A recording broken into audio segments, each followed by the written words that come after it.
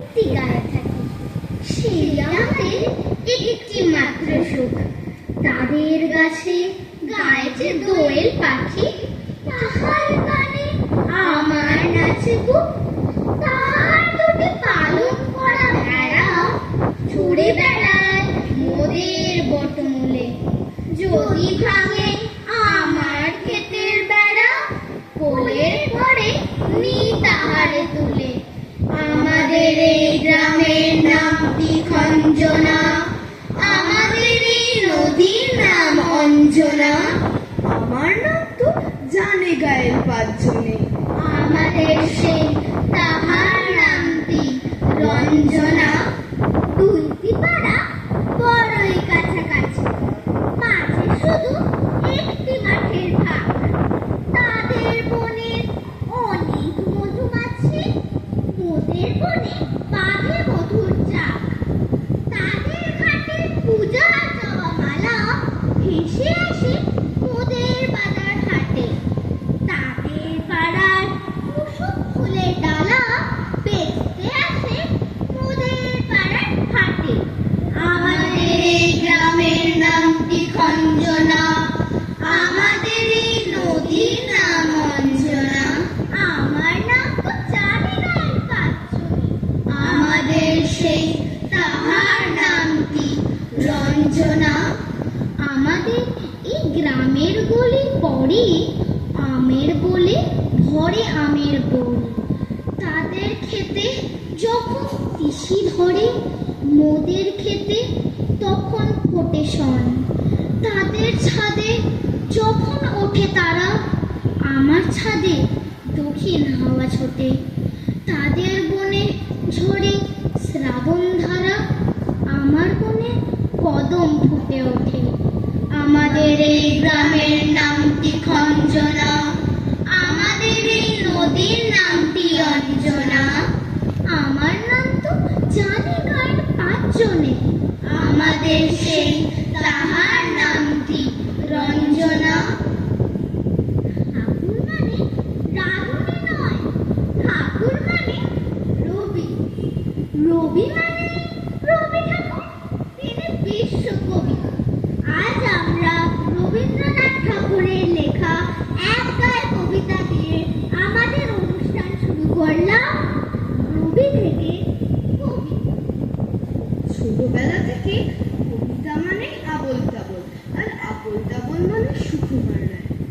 ছোটদের কবিতার জগতে অন্যতম শ্রেষ্ঠ কবি উপেন্দ্র কিশোর রায় চৌধুরীর পুত্র সুকুমার রায়।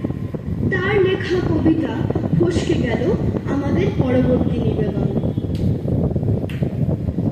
বাবাজি দেখবি নাকি, দেখ রে খেলা, দেখ চালাকি, ওদের বাজি ভেলকি পাখি, পর পর পর পড়বে পাখি ধপ। লাফ দিয়ে যায় ডালটি ঢুকে, তাক করে যায় তীর ধনুকে, ছাড়বো শটাং ফুল ধনুকে, দুষ করে তোর লাগবে বুকে খপ। গুড় গুড় গুড়িয়ে ভাঙা, খাপ পেতেছেন গোষ্ঠ মামা, এগিয়ে আছেন বাগিয়ে ধামা, এইবার গান চিড়িয়া নামা চট। এই চাপকে তো ফসকে ফেসে, এই মামা তুই কেবলি শেষে, হ্যাচ করে তোর পাথর ঘেসে, লাগলো কি বা চটকে এসে ফাট।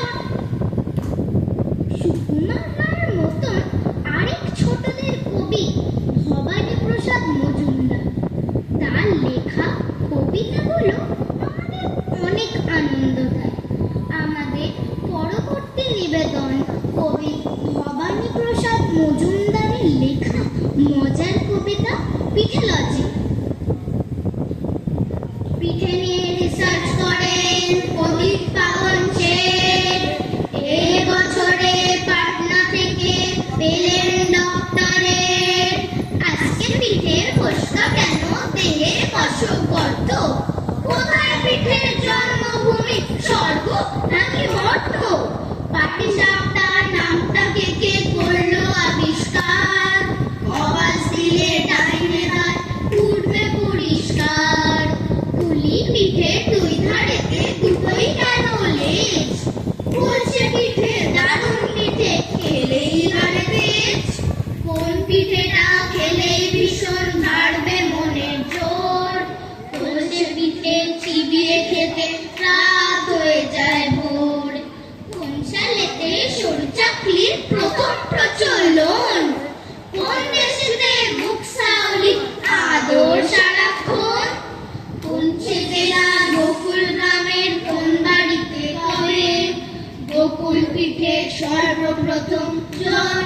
লোভ হবে।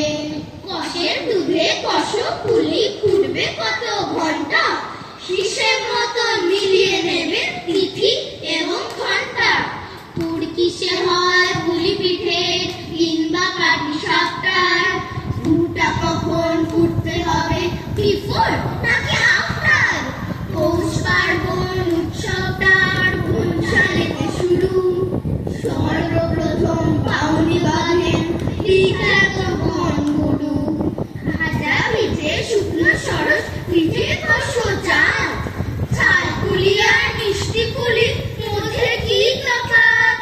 হাজার পিঠের হাজার নিয়ম, হাজার রকম স্বাদ, একটু এদিক ওদিক হলেই সব কিছু বরবাদ।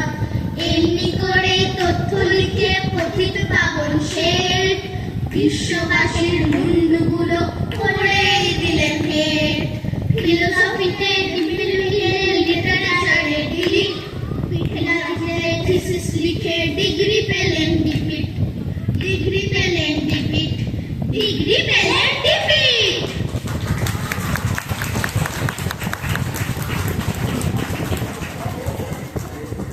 এত মজার মধ্যে আমাদের কিছু বন্ধু আছে যাদের সারা বছরের মতো এই দুর্গা পুজোটাও কেটে যাচ্ছে কোনো রাস্তায় জিনিস বিক্রি করে বা চায়ের দোকানে 5 ফরমাস খেতে।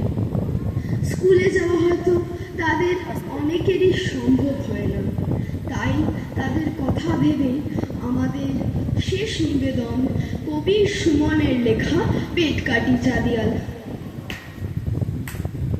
পেটকাটি চাঁদিয়াল মোমবাতি বজ্ঞা, পেটকাটি চাঁদিয়াল মোমবাতি বজ্ঞা, আকাশে ঘুড়ির ছাপ মাটিতে অবজ্ঞা। বয়স 12 কি 13, বয়স 12 কি 13, রিক্সা চালাচ্ছে, আকাশে ঘুড়ির ছাপ ছেলেটাকে ডাকছে।